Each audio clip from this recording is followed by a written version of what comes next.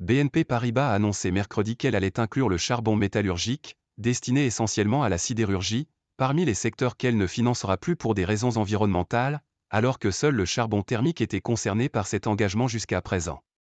Cet engagement coïncide avec la publication jeudi du rapport de l'ONG Reclin Finance, dont l'objectif est de mettre la finance au service de la justice sociale et climatique.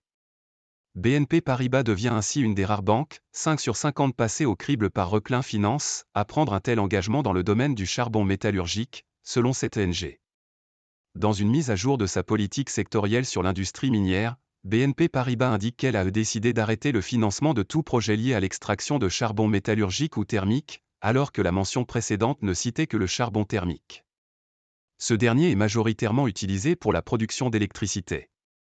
En 2020, BNP Paribas s'était engagé à sortir totalement du financement de l'ensemble de la chaîne de valeur des entreprises liées au charbon thermique d'ici à 2030 dans les pays de l'OCDE et de l'Union européenne, et d'ici à 2040 dans le reste du monde. Ce nouvel engagement, a précisé mercredi BNP Paribas à l'AFP, s'inscrit dans le travail d'alignement du portefeuille de crédit de BNP Paribas dans le secteur de l'acier sur son engagement plus net zéro plus. La banque a rappelé qu'en 2022 et 2023, elle s'était fixé des objectifs de réduction de l'intensité d'émissions carbone financés dans 6 premiers secteurs, pétrole et gaz, production d'électricité, automobile, acier, aluminium et ciment. L'ONG Reclin Finance relève dans un communiqué de presse que seules 5 des 50 banques analysées, la Société Générale, BNP Paribas, HSBC, Westpac et KexaBank, ont adopté des engagements contre le financement des projets de mines de charbon métallurgique. Cependant, ces mêmes politiques ne les empêchent en aucun cas de soutenir l'expansion du secteur puisque les financements aux entreprises sont toujours autorisés, regrette-t-elle.